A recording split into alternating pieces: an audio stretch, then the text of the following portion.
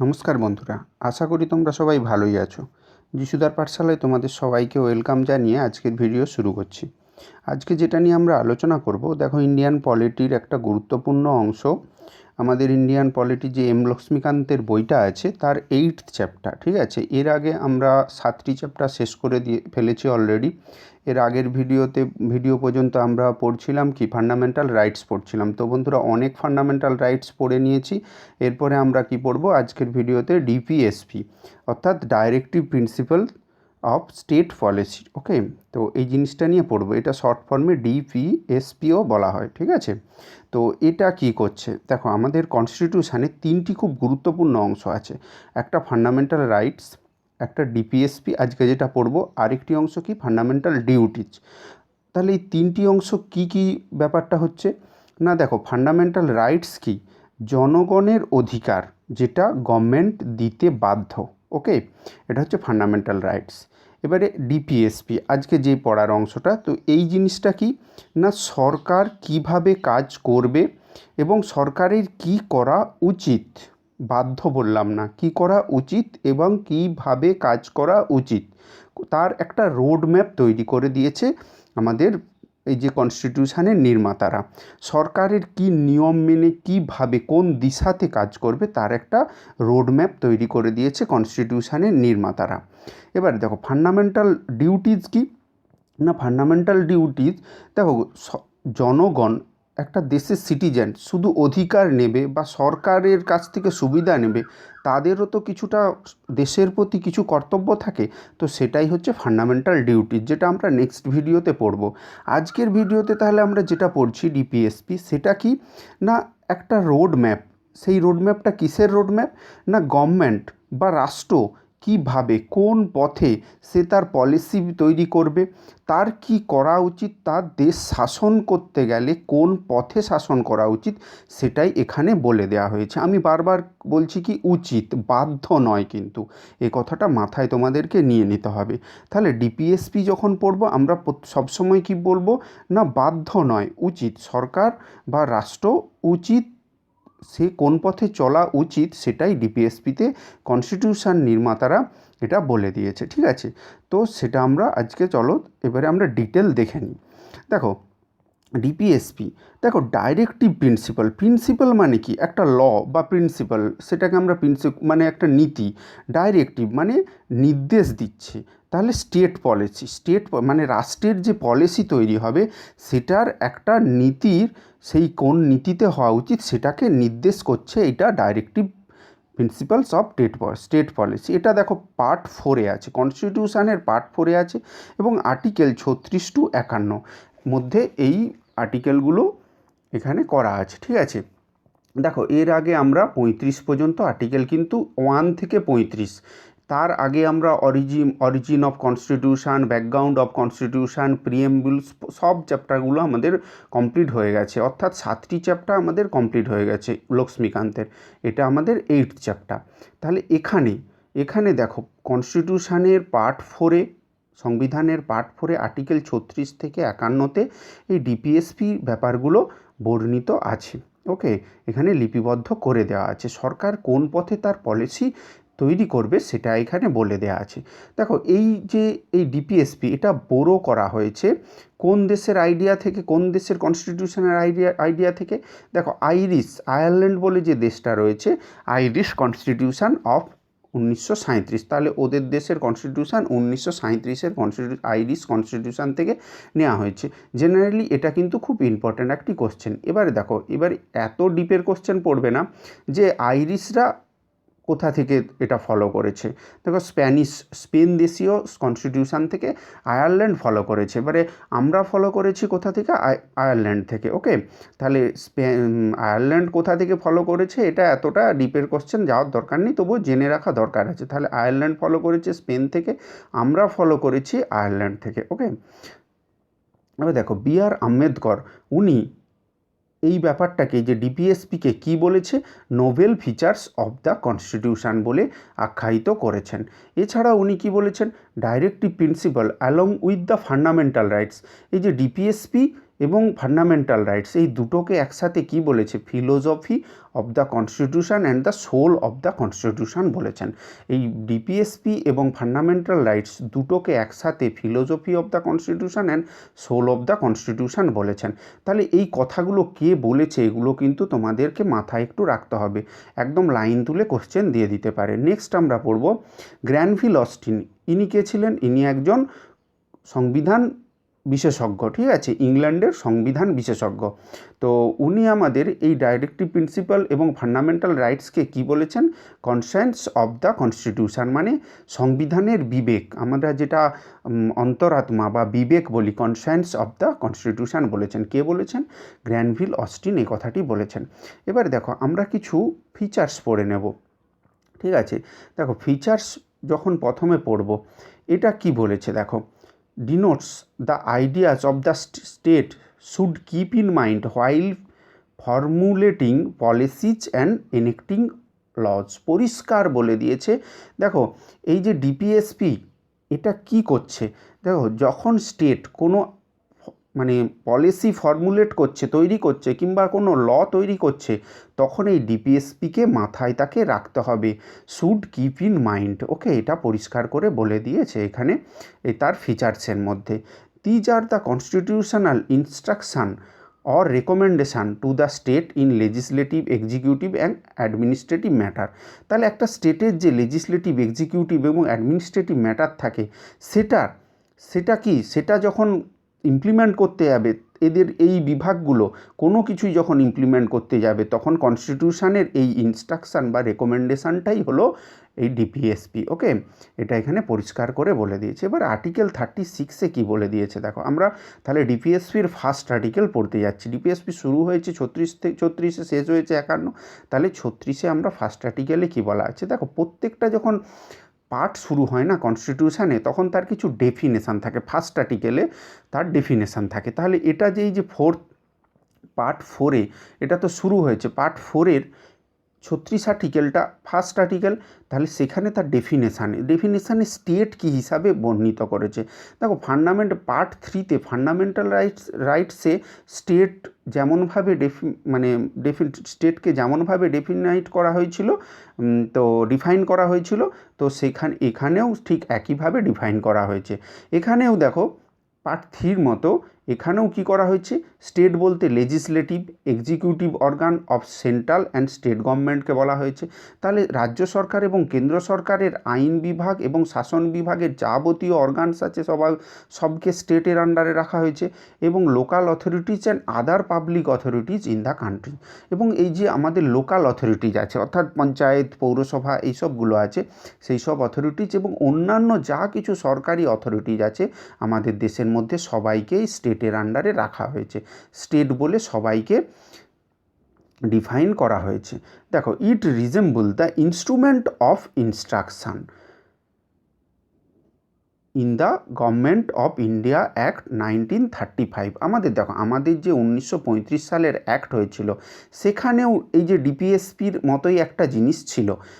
সেখানে এই যে তাহলে আমাদের যখন গভর্নমেন্ট অফ ইন্ডিয়া অ্যাক্ট 1935 অনুযায়ী শাসন হতো, তখন সরকার কোন পলিসি, তাদের যে রোডম্যাপ ছিল, আজকে যেটাকে আমরা ডিপিএসপি বলছি, তখন সেই অ্যাক্টে এটার নাম কি ছিল, ইনস্ট্রুমেন্ট অফ ইনস্ট্রাকশন। ওকে, তখন দেখো বি আর আম্বেদকর এই ডাইরেক্টিভ প্রিন্সিপালকে আর like the instrument of instruction which were issued to the governor general. দেখো একটা সময় গভর্নর জেনারেল দ্বারা শাসিত হয়েছে, তারপরে গভর্নর দ্বারা শাসিত হয়েছে যখন আমাদের ব্রিটিশ পিরিয়ডের আন্ডারে, তাহলে তখন এই অ্যাক্টটা 1935-এর অ্যাক্ট অনুযায়ী তখন এটাকে বি.আর. আম্বেদকর এইভাবে ইনস্ট্রুমেন্ট অফ ইনস্ট্রাকশন বলেছেন। দেখো it constitute a very comprehensive economic, political and social programme for a modern democratic state. Okay, aims কি, at realizing the high level of justice, liberty, equality, fraternity as outlined in the preamble of the constitution। দেখো আমাদের preamble of the constitution-এ পরিষ্কার করে এই ভাষাগুলো লেখা আছে, justice, liberty, equality এবং ফ্র্যাটার্নিটি, এই ভাষাগুলো লেখা আছে। সেই এমটাকে সামনে রেখেই ডিপিএসপি তৈরি করা। ওকে, এবারে দেখো এটা খুব important, concept of welfare state, মানে জনকল্যাণমূলক রাষ্ট্র। জনকল্যাণমূলক রাষ্ট্র তৈরি করার জন্যই এই ডিপিএসপির কনসেপ্টটা আনা হয়েছে, না কি পুলিশ স্টেট। আগে ব্রিটিশ কলোনিয়াল পিরিয়ডে কী হতো, পুলিশ দ্বারা শাসিত হতো। পুলিশ স্টেট মানে কি, একদম সেখানে পুলিশ প্রশাসনের কথাটাই শেষ কথা, সেখানে অনেক বেশি, সেখানে রাজা প্রজার মতো সম্পর্কটা ছিল। এখন কি হয়েছে, এখন একটা ডেমোক্রেটিক রাষ্ট্রে পরিণত হয়েছে। এখানে জনগণ দ্বারা নির্বাচিত শাসক তারা শাসন করছে। তো সেখানে কিন্তু এই পুলিশ স্টেটের কনসেপ্টটা কিন্তু নষ্ট হয়ে যাচ্ছে। এখানে ডিপিএসপির মাধ্যমে জনকল্যাণমূলক রাষ্ট্রের কনসেপ্টটা চলে আসছে, অর্থাৎ ওয়েলফেয়ার স্টেটের কনসেপ্ট চলে আসছে। ওকে, ডিপিএসপি নন জাস্টিসেবল ইন নেচার, এটা আদালত দ্বারা বলবৎযোগ্য নয়। আমি এতক্ষণ কি বলতেছিলাম, যে ফান্ডামেন্টাল রাইটসটা কি জনগণের অধিকার, রাষ্ট্র সেই অধিকার দিতে বাধ্য।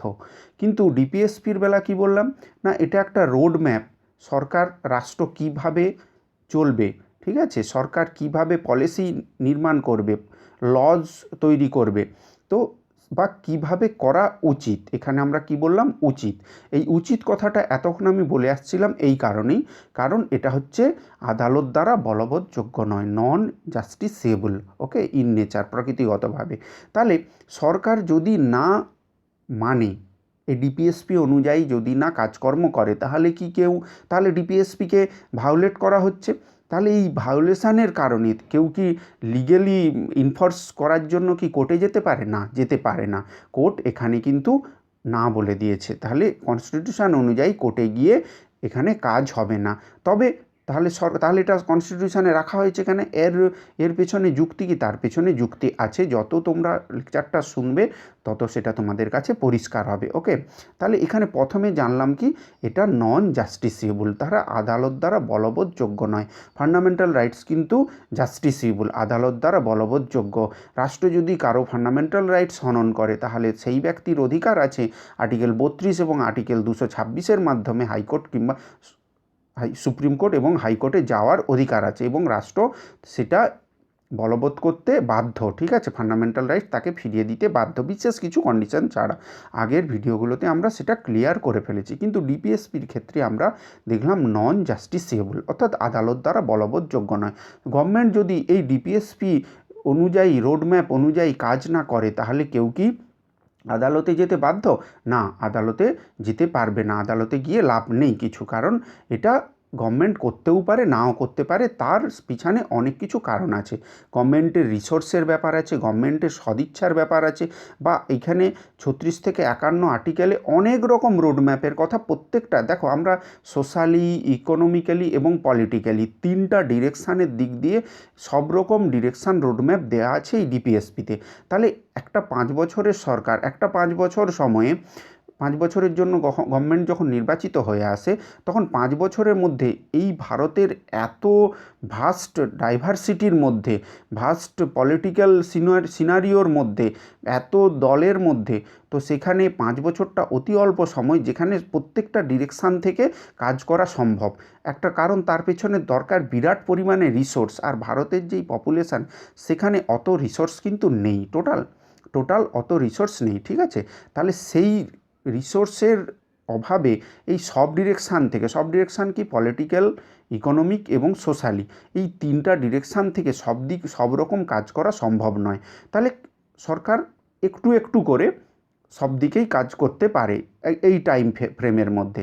তাহলে কেউ বলল যে সরকার তো সব যা বলা আছে 36 থেকে 51 আর্টিকেলের মধ্যে সব রকম কাজ করছেন না, তাহলে কোর্টে যাবে না, তাই সেই কারণেই কনস্টিটিউশন নির্মাতারা এটা করে রেখেছে নন জাস্টিসেবল। ওকে, তাহলে এটা হচ্ছে তার কারণ, আমি তোমাদেরকে শর্টে বলেই দিলাম।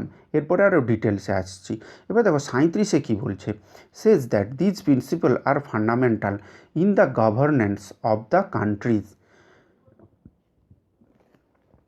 37 আর্টিকেলে কী বলছে, এই প্রিন্সিপালগুলো, এই যে আমাদের যে গভর্নেন্স চলছে, সরকার চলছে, তার মৌলিক, তার কাছে এটা ফান্ডামেন্টাল একটা জিনিস, তার কাছে এইটা একটা স্তম্ভ, সে এই স্তম্ভকে ধরে সে কাজ করবে, ঠিক আছে, তার কাছে এটা মৌলিক জিনিস। কার কাছে? না, এই গভর্নেন্সের কাছে। Okay, it shall be the duty of the state to apply these principles in making ল।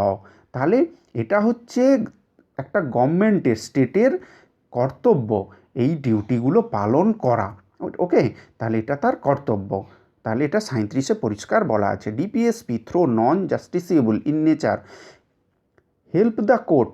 আচ্ছা, নন জাস্টিসিয়েবল ইন নেচার বলে দিলাম, ঠিক আছে, কেউ গভর্নমেন্ট এই অনুযায়ী কাজ না করলে কোর্টে কেউ যেতে পারবে না। ওকে, এটা পরিষ্কার হয়ে গেল তোমাদের কাছে। এবারে যে লাইনটা বলতে যাচ্ছি খুব মন দিয়ে শোনো, খুব ইম্পর্ট্যান্ট কথা। আচ্ছা, কোর্টে যেতে পারবে না কোনো public. Okay, next, help the court in examining and determining the constitutional validities of laws. ধরো গভর্নমেন্ট একটা কোনো পলিসি ইমপ্লিমেন্ট করার জন্য একটা ল তৈরি করলো, একটা আইন তৈরি করলো। এইবারে কোর্ট এখানে কি দেখবে, সেই আইনটি এই ডিপিএসপিতে যে কথাগুলো বলা আছে সেই ব্যাপারগুলো মেনটেন করছে কি করছে না। যদি ডিপিএসপির কথা মতো সরকারের আইনটি ডিপিএসপির কথা অনুযায়ী হয়, তাহলে কোর্ট কী করে, এই আইনটিকে ঠিক আছে তোমরা এই আইন অনুযায়ী কাজ করো, গভর্নমেন্টকে বলে দেয়। কিন্তু এই আইনের বিপরীতে এই আইনটা যদি ডিপিএসপিতে যে কথাগুলো বলা আছে সেই অনুযায়ী না হয়, অর্থাৎ ডিপিএসপিকে ভায়োলেট করে, তাহলে কিন্তু এই কোর্ট কী করবে, এইটা পরীক্ষা করে এই আইনটিকে, এই লটিকে কী করে দিবে, ইনভ্যালিড করে দিবে। ঠিক আছে, এই লটিকে বাতিল বলে ঘোষণা করবে। তাহলে ডিপিএসপির ভূমিকা তোমরা আশা করি বুঝতে পারলে কতটা আছে। সরকার না মানলে কোনো পাবলিক কিন্তু কোর্টে যেতে পারবে না, এটা যেমন ঠিক কথা। কিন্তু সরকার ডিপিএসপি অনুযায়ী যখন কোনো ল বানাচ্ছে, অ্যাক্ট বানাচ্ছে, তখন এই ডিপিএসপি অনুযায়ী সেই অ্যাক্টটি হয়েছে কি না এটা কোর্ট কিন্তু যাচাই করে দেখবে। যদি ডিপিএসপি অনুযায়ী আইনটি হয়ে থাকে তাহলে এটিকে বলবৎ করার পারমিশন দেবে সরকারকে, আর তা যদি না হয়ে থাকে তাহলে কিন্তু ওই আইনটিকে কোর্ট কী করবে, বাতিল করে দেবে। তাহলে ডিপিএসপির ভূমিকা নন জাস্টিসিবল হলেও তার ভূমিকা কতটা আছে, কারণ কনস্টিটিউশানে লেখা আছে, কারণ কনস্টিটিউশানে আমরা জানি যে কনস্টিটিউশানের বেসিক স্ট্রাকচার কেউ কখনো চেঞ্জ করতে পারবে না। তাহলে কনস্টিটিউশানের বেসিক স্ট্রাকচারে যদি আঘাত আনে সরকার, তাহলে কিন্তু কোর্ট সেই আইনটিকে বাতিল করে দেবে, ইনভ্যালিড করে দেবে। ঠিক আছে, if a court find that the law in question seek to give effect to a directive principle. Okay, তাহলে বোঝা গেল এটা নন জাস্টিসিবল হলেও এর ভূমিকাটা কতটা। দেখো, স্যাংশন বিহাইন্ড ডিপিএসপি, আমাদের যে কনস্টিটিউয়েন্ট অ্যাসেম্বলি গণপরিষদে ডিপিএসপিটা যখন স্যাংশন হয়েছিল, তখন BN রাও আমাদের কনস্টিটিউশন অ্যাডভাইজার ছিল, recommended that the right of an individual should be divided into 2 category, justiciable যেটা ফান্ডামেন্টাল রাইটস এবং নন জাস্টিসিবল যেটা আমাদের DPSP non justiciable in nature, এটা আর্টিকেল 37 এটা পরিষ্কার করে বলা আছে। ঠিক আছে, তাহলে একজন গভর্নেন্সের আমাদের কান্ট্রির গভর্নমেন্টের ডিউটি হবে সে কিভাবে ল তৈরি করবে এই ডিপিএসপি অনুযায়ী সেটা করবে। They impose a moral obligation on the state authorities for their application, but the real force behind them is political, that is public opinion. এটা খুব ইম্পর্ট্যান্ট কথা।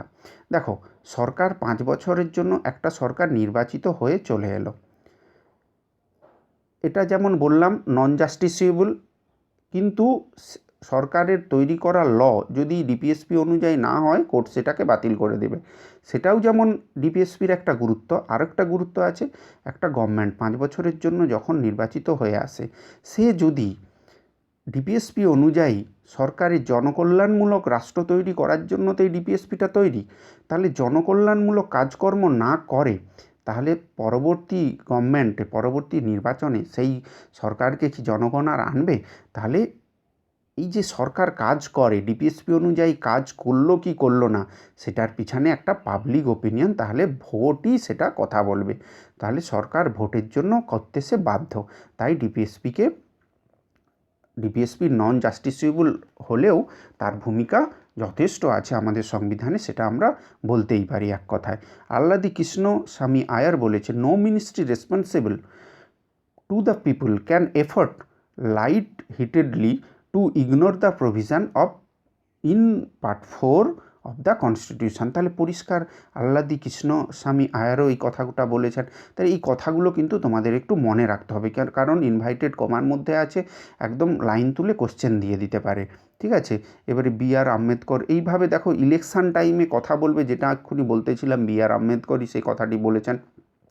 তাহলে এই লাইনগুলো কিন্তু তোমাদেরকে মাথায় রাখতে হবে।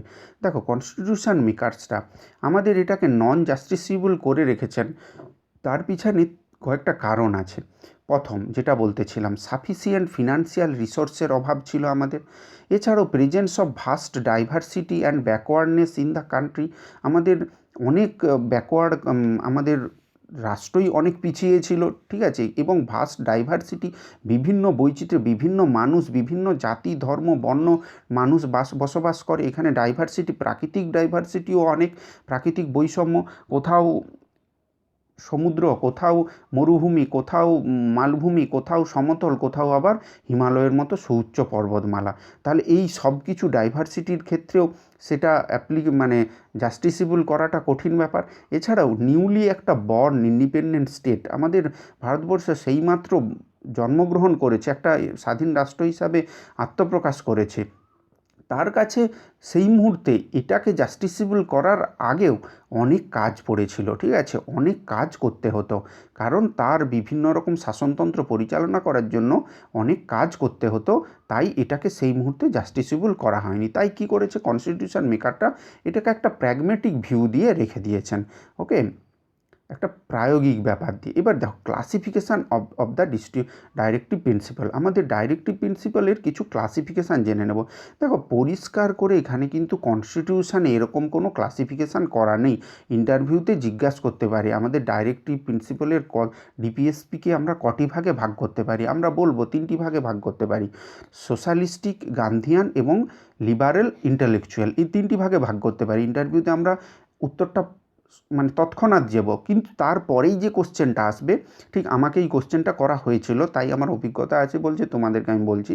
তো আমাকে করা হয়েছিল যে আমরা ডিপিএসপিকে কটি ভাগে ভাগ করতে পারি, আমি বলছিলাম 3টি ভাগে, সোশ্যালিস্টিক, গান্ধিয়ান এবং লিবারেল ইন্টেলেকচুয়াল।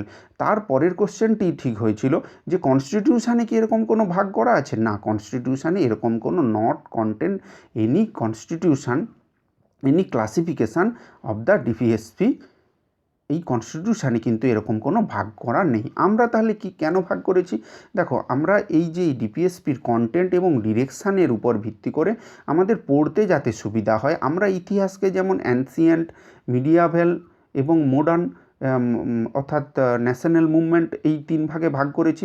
কিন্তু এরকম কি ইতিহাস কি আর এরকম কোনো ভাগ আছে যে মোঘল শেষ এবারে ন্যাশনাল মুভমেন্ট শুরু হয়ে যাও, ইতিহাস তো এরকম কোনো ভাগ করে দেয়নি। তো অ্যানসিয়েন্ট শেষ এবারে মোঘল শুরু হয়ে যাও, এরকম আমাদের পড়ার সুবিধার জন্য আমরা এগুলো ভাগ করেছি। ঠিক একই রকম তা এই ডিপিএসপির কন্টেন্ট এবং ডিরেকশান অনুযায়ী আমরা আমাদের নিজেদের সুবিধা মতো এই 3টি ভাগে ভাগ করে নিয়েছি। তাহলে সেই 3টি ভাগ এখন একটু আমরা দেখে নিই। সোশ্যালিস্টিক প্রিন্সিপাল, আচ্ছা সোশ্যালিস্টিক ব্যাপারটা তোমরা যদি প্রিএম্বলের ভিডিওটা দেখো তাহলে পরিষ্কার হয়ে যাবে। ডিসক্রিপশান বক্সে দেখো লিঙ্ক দেওয়া আছে, ফার্স্টেই একদম ডিসক্রিপশান বক্সে লিঙ্ক দেওয়া আছে, অল মানে প্রত্যেকটা ভিডিওর ওখানে প্লে লিস্টটা দেওয়া আছে, তোমরা সব ভিডিও পেয়ে যাবে ওখানে। এছাড়াও ভিডিওর শেষে একটা লিঙ্ক আসে, সেই ভিডিওগুলো দেখতে দেখতে তোমরা পেয়ে যাবে, ঠিক আছে, ডিসক্রিপশান বক্সে যাও, ওখানে সব ভিডিওর লিঙ্ক পেয়ে যাবে। সেখানে প্রিএম্বলের ভিডিওটাতে দেখবে সোশ্যালিস্ট, ডেমোক্রেটিক, রিপাবলিক, এই কথাগুলোর মিনিং সুন্দর করে বলা আছে, আমি খুব ভালোভাবে ডিসক্রাইব করেছি, ঠিক আছে।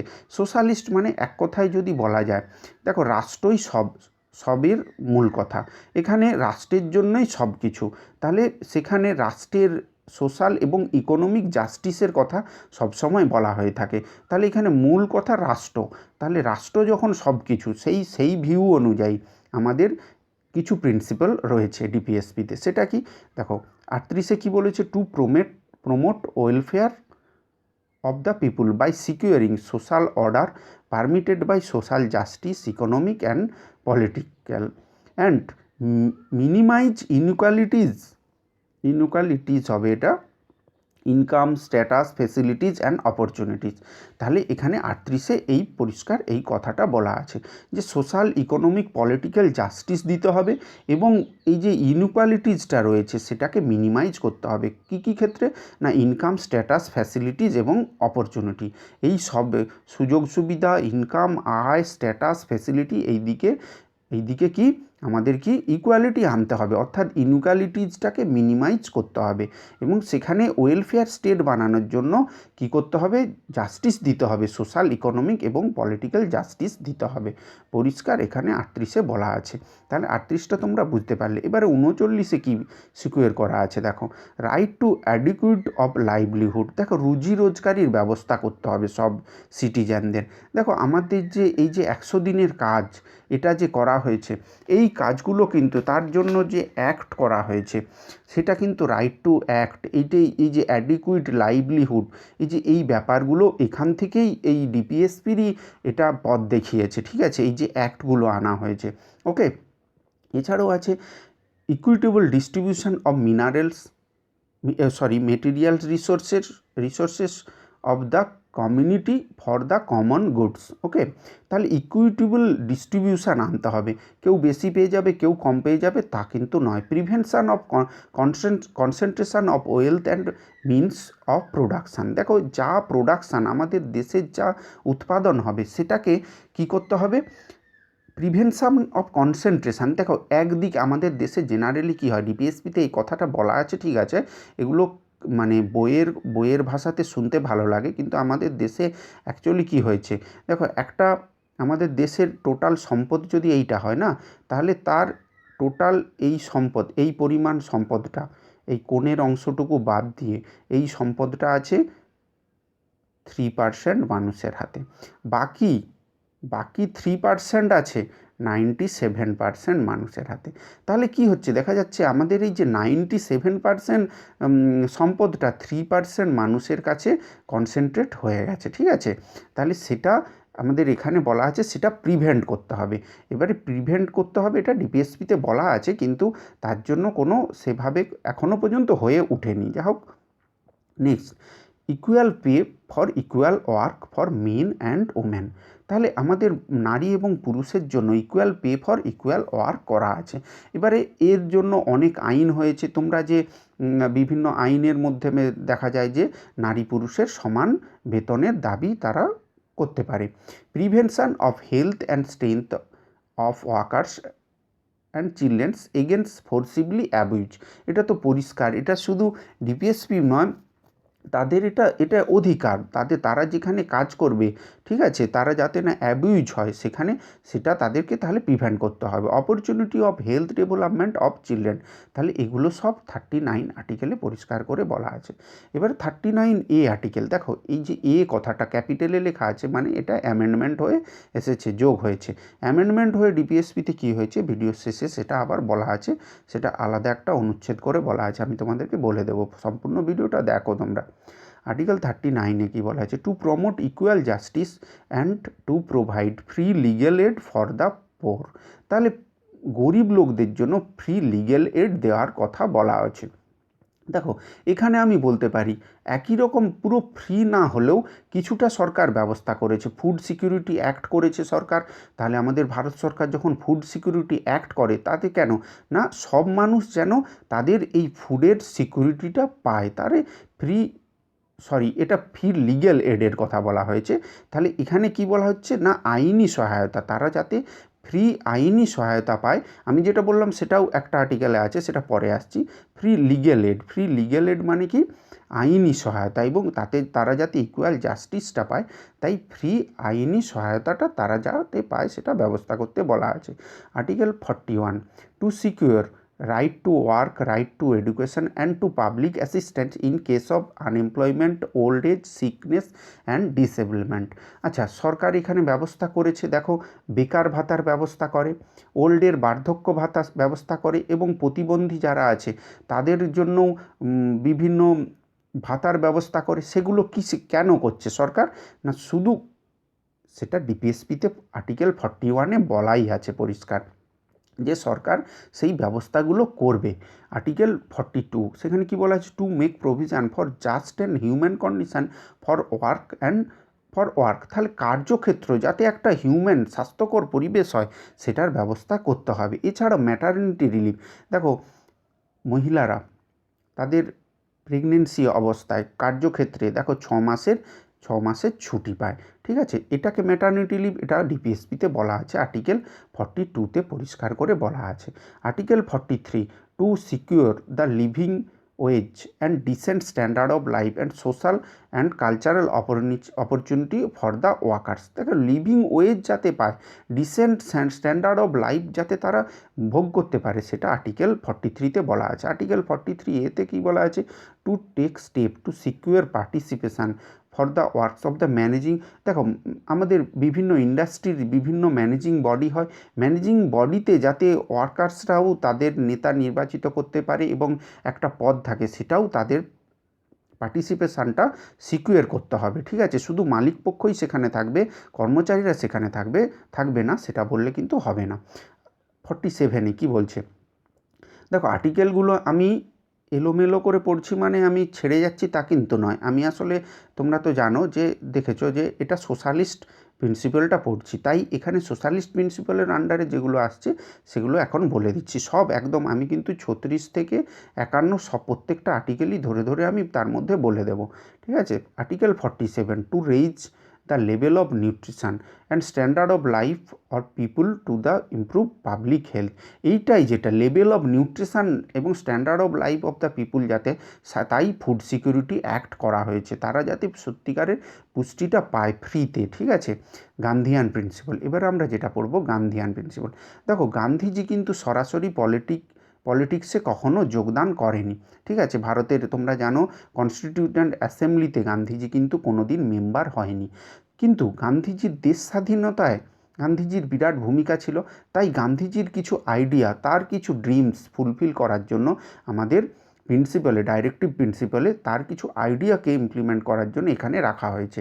গান্ধীজি কিন্তু কনস্টিটিউয়েন্ট অ্যাসেম্বলিতে কখনোই কিন্তু যোগদান করেনি, এটা কিন্তু পরীক্ষাতে কোশ্চেন বারবার কিন্তু আসে, তোমাদের এটা খেয়াল রাখতে হবে। তাহলে গান্ধীজির আইডিয়া অনুযায়ী, তার স্বপ্ন অনুযায়ী আর্টিকেল 40-তে কী বলেছে? দেখো ভিলেজ পঞ্চায়েত গঠনের কথা বলেছে, এটা কিন্তু পরীক্ষায় যে কতবার এসেছে তার কোনো ঠিক নেই। আর্টিকেল 40-তে ভিলেজ পঞ্চায়েত গঠনের কথা বলেছে। তোমরা জানো 73 এবং 74তম সংবিধান সংশোধনের মাধ্যমে এই ভিলেজ পঞ্চায়েতকে কনস্টিটিউশনে আনা হয়েছিল, ঠিক আছে।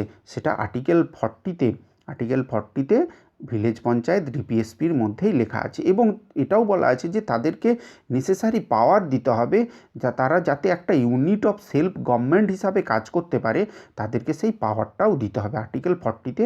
তাহলে বলা আছে খুব ইম্পর্ট্যান্ট একটা জিনিস। Article 43 cottage industry. গান্ধীজি দেখো রুরাল এরিয়াতে ডেভেলপমেন্টের জন্য কটেজ ইন্ডাস্ট্রির কথা, কুটির শিল্পের কথা কিন্তু বারবার বলে আসছেন।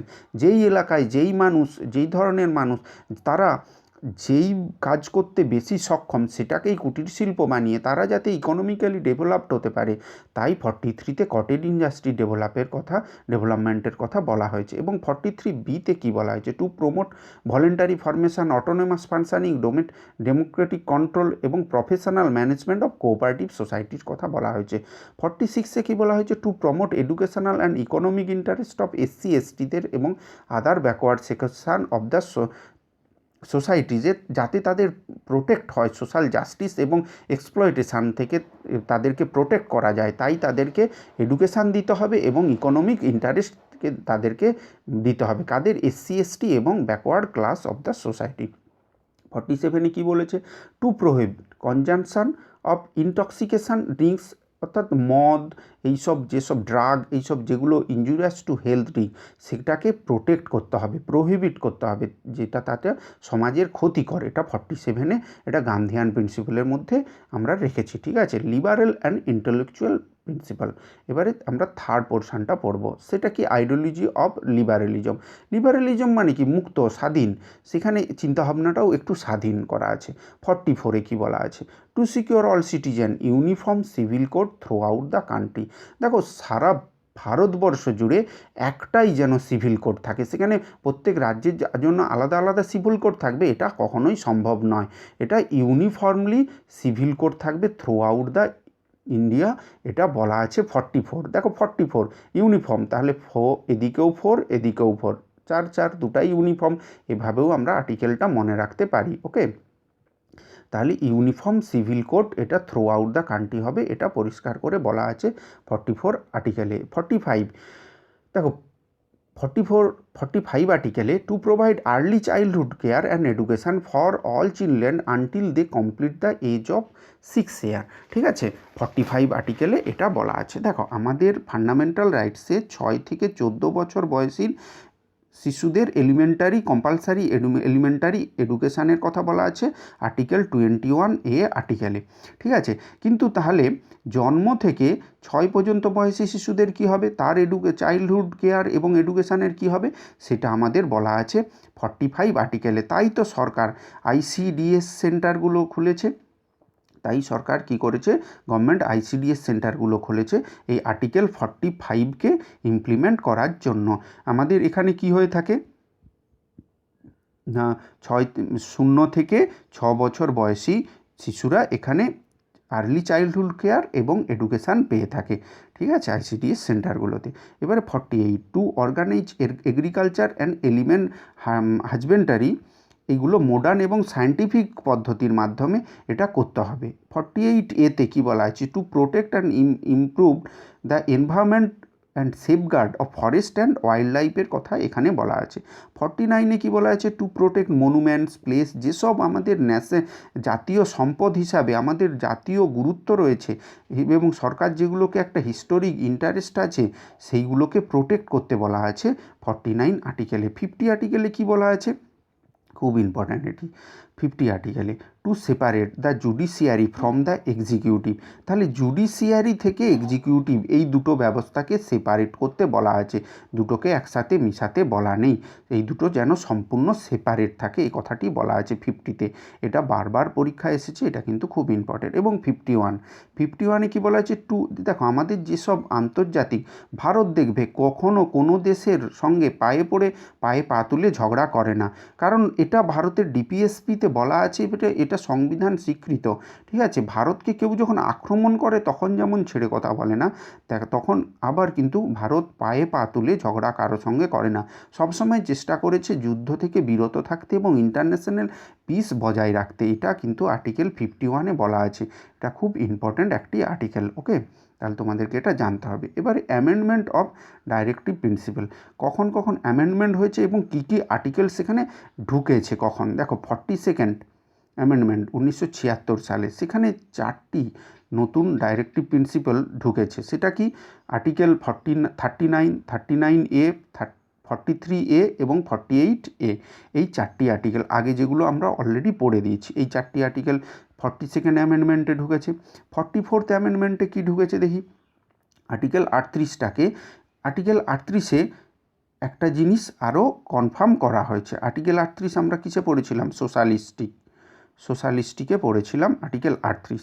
দেখো আর্টিকেল 38-এ এতটা পর্যন্ত, প্রথম থেকে এতটা পর্যন্ত কথা প্রথমে ছিল, এই শেষ কথাটা কিন্তু অ্যামেন্ডমেন্ট করে ঢোকানো হয়েছে, to minimize inequalities income status facilities and opportunity. এই কথাটা আমাদের অ্যামেন্ডমেন্টের মাধ্যমে আর্টিকেল 30-তে এখানে ঢোকানো হয়েছে। সেটা কি, 44th অ্যামেন্ডমেন্ট 1978-এ আর্টিকেল 38-এ to minimize inequality in income status facilities and opportunity, এই কথাটা এখানে ঢোকানো হয়েছে। এবারে নেক্সট আমরা যেটা পড়ব, 86 2002 সালে amendment, change the subject matter of article 45 and made elementary education এই ফান্ডামেন্টাল রাইটস আন্ডার আর্টিকেল 21 আগে কী ছিল দেখো, এই অ্যামেন্ডমেন্টটার আগে কী ছিল, এই যে 6 থেকে 14 বছর বয়সী শিশুদেরকে সরকার তাদের ফ্রি এলিমেন্টারি এডুকেশান দেবে, এটা ডিপিএসপিতে ছিল, ডিপিএসপিতে ছিল এই কথাটা। পরবর্তীকালে আমাদের যখন 86th অ্যামেন্ডমেন্ট 2002 সালে হয়, তখন এই কথাটাকে যেটা ডিপিএসপিতে ছিল সেটাকে কি করা হলো, আর্টিকেল 21A ফান্ডামেন্টাল রাইটসের মধ্যে নিয়ে আসা হলো। ওকে, তাহলে ডিপিএসপির কথাটা যখন ফান্ডামেন্টাল রাইটসে চলে এলো, তখন ডিপিএসপিতে কোন জিনিসটা ঢোকানো হলো, দেখো এই অ্যামেন্ডমেন্টে 86th অ্যামেন্ডমেন্টে the amendment directive principle state তখন কী করেছে, provide early childhood care and education for all children until they complete the age of 6 year. যেটা বলছিলাম তার বিপক্ষে আইসিডিএস সেন্টারগুলো খুলেছে, যেখানে 0 থেকে 6 বছর বয়সী শিশুদেরকে কী করা হয়, আর্লি চাইল্ডহুড কেয়ার এবং তাদের এডুকেশান দেওয়া হয়। সেটা তাহলে আমাদের 86th অ্যামেন্ডমেন্ট 2002তে এসেছে। এবার 2011 97তম অ্যামেন্ডমেন্টে কী অ্যাড করা হয়েছে, 43B আর্টিকেলটি যোগ করা হয়েছে, সেখানে ডাইরেক্টিভ প্রিন্সিপালে এই যে কোঅপারেটিভ সোসাইটি এই কথাটাও ঢোকানো হয়েছে। ওকে, তাহলে বন্ধুরা এই ছিল টোটাল ভিডিও। আশা করি তোমরা ভিডিওটা সম্পূর্ণ বুঝতে পারলে আর ভালোও লাগলো। তো যদি ভালো লেগে থাকে তাহলে তোমরা অবশ্যই একটা লাইক করবে আর 10 জন বন্ধুদের মধ্যে শেয়ার করে দাও। তোমরা শেয়ার করছো না একদমই, তাতে কী হবে, বন্ধুদেরও উপকার হয়ে যাবে। আর সুস্থ থেকো, আশপাশ পরিষ্কার রেখো, save water safety and best of luck.